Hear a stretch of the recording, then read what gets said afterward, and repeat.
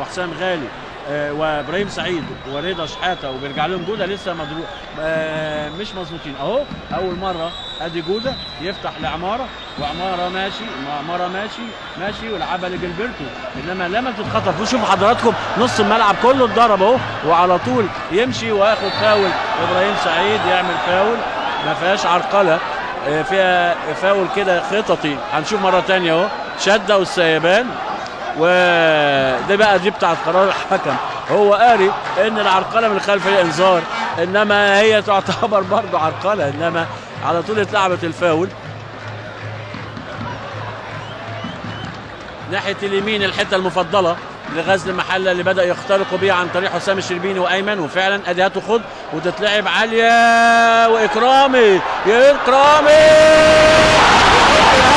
الاول، اكرامي يحط هدف جميل من تصليحه لمحمود صبحي. لسه بقول لحضراتكم الجبهه الشمال بتاعه النادي الاهلي اتضربت وبنوفرير ما قامش عشان يعالجها، وجلبرتو سارح قدام، ونجح اخيرا غزل المحله في انه يضرب الجبهه الشمال للاهلي ويرفع كوره ما فيش فيها حسام غالي ولا شادي ولا وائل، يريحها محمود صبحي بعقل لاكرامي عشان اكرامي يحط الهدف الاول. شوف حضراتكم هاتوا خد، واخترقوا الجبهه الشمال حسام الشربيني. شوف هنا بقى العمق بتاع النادي الاهلي، اول مره ما يطلعش الحضري،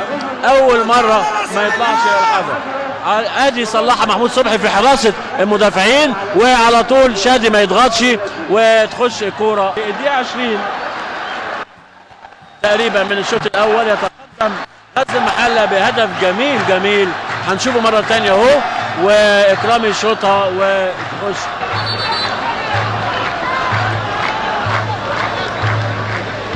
وادي حسام البدري قايم اهو، يخطف شيحه وياخدها اكرامي ويلعبها لصبحي، انما طويله على طول لعصام الحضري. احسن ما في المباراه لغايه دلوقتي ان غزل المحله لعب وحافظ اداء النادي الاهلي، ولعب على الجنبين واخترق عماره ومسك منه نص الملعب. النادي الاهلي كان بيباغت النهارده غزل المحله انه بيروح باكثر عدد من المهاجمين زي ما حضراتكم شايفين اهو. ادي ابراهيم سعيد بيلعب كره عرضيه حلوه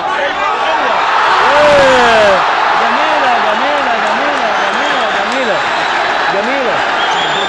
البرتو حط هدف اخيرا، كدبني اهو البرتو انه حط هدف جميل جدا من ابراهيم سعيد، اللي عمل هجمه بعصبيه واصرار وقوه، وزي ما يكون بيقول لا مش احنا اللي يخش فينا جون، ده احنا برضو النادي الاهلي. اهو شوف حضراتكم عنده اصرار وعنده عصبيه، وعدى من 1 و2 و3 ورفعها حلو قوي. جلبرتو ما كل اللي يعمله جلبرتو الا بلال اللي حط الهدف، لان كانوا واقفين قدام الناس. لما بتشوفها بلال حط الهدف الثامن لاحمد بلال الهداف، اللي هم لسه بقول لحضراتكم ان لازم هو اللي اتعمل له الشغل، وادي اول شغل اتعمل له اهو على طول. احمد جوان على راي شوبير ولا احمد بلال لرضا يقطعها ايمن سعيد، وعلى طول اماميه مش لحد.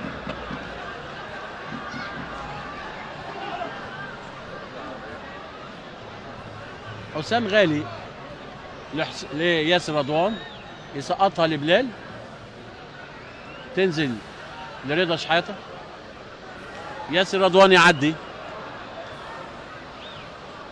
واماميه لجلبرتو اللي اتشد من عيد اللوزي، واضحه جدا، وضربه حره مباشره للنادي الاهلي.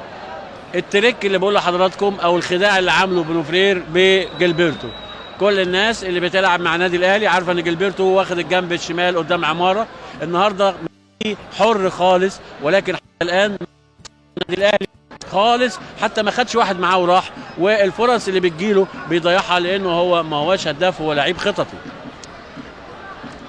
ادي جلبرتو وضربه حره مباشره، وحسام غالي وجلبرتو، وصفر حسن علي وجلبرتو، وجول لجلبرتو. بيرد عليا بيقول لي لا انا هداف بس من الكرات الثابته، وجلبرتو يعلن عن نفسه في الدقيقه ال5 بهدف جميل بكره زاحفه. ناصر فاروق كان سرحان في ضربه الجزاء اللي صدها، والحيطه كانت معموله غلط، وجilberto يحط النادي الاهلي بعد 5 دقائق من الشوط الثاني في المقدمه. شوف حضراتكم ادي جilberto وادي التصويبه، وناصر فاروق يصد ضربه الجزاء الصعبه وتخش الكره السهله دي في مرمى ناصر فاروق. اترمى متاخر، واقف سرحان، رمي التماس للنادي الاهلي. وبدا جماهير النادي الاهلي تشد من ازر اللاعبين، لان المحله ما عندوش حاجه يبكي عليها، وفي تغييرات حصلت في النادي الاهلي. محمد فاروق جه ناحيه الشمال، وراح هناك سيد عبد الحفيظ ناحيه اليمين هناك اهو. واعتقد ان سيد لو جات له كوره هيجري بلال كويس قوي، هنشوف، لان سيد من اللعيبه اللي لما تمسك كوره بيمرر صح وبيتحرك صح. وراجع من اصابه لسه ونازل في توقيت كويس. وحسام الشربيني ماشي، حسام الشربيني يلعبها لحسام عبد العال، ويلعبها اوبا، هدف التعادل، هدف التعادل، هدف التعادل، هدف التعادل حسام عبد العال. لسه بقول لحضراتكم لازم النادي الاهلي ياخد باله، وان المحله ما عندهاش حاجه تبكي عليها. ورفعه جميله جدا لحسام عبد العال احد نجوم اللقاء النهارده. شوف حضراتكم تتلعب الكوره لحسام عبد العال، حسام عبد العال يلعبها عكسيه عاليه، يخش على طول.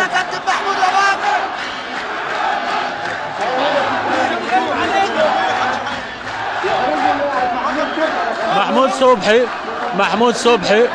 صبحي يحط هدف التعادل. محمود صبحي في وقت قاسي. محمود حسام عبد العال يلعبها ل ابراهيم ضيف اللي لسه نازل، انما تتخطف ياخدها سيد وياخد فاول وضربه حره مباشره للنادي الاهلي. مباراه حقيقه من المباريات الكويسه جدا، فيها 4 اهداف. في فرقه تقدمت فتره، وبعدين فرقه تقدمت عليها فتره ثانيه، وبعدين اتعادلت مره اخرى. المباراه ايجابيه. الاثنين كوتشات وانا في اغلب الظن لعبوا ماتش كويس الاثنين، وان كان مختار اجتهد تماما وخاصه في الشوط الاول. اللعيبه بتاعته نفذت واللياقه البدنيه بتاعتهم عاليه.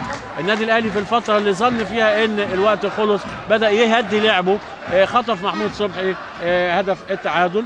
وادي كوره وسيد عبد الحفيظ وهدف الثالث. بقول لكم ال3 دقائق ديت ممكن يحصل فيها اي حاجه من الفرقتين، وعملها سيد عبد الحفيظ في الوقت اللي استرخى فيه غزل المحله اللي ظن ان المباراه خلصت.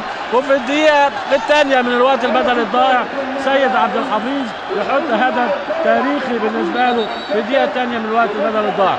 بقول لحضراتكم شوف حضراتكم سيد عبد الحفيظ راجع بقوه ويحط هدف تاريخي ايضا بالنسبه له. يا بقول لحضراتكم استرخى غزل المحله وظن ان المباراه بتاعته. ده بيفكرونا بماتش كوتوكو.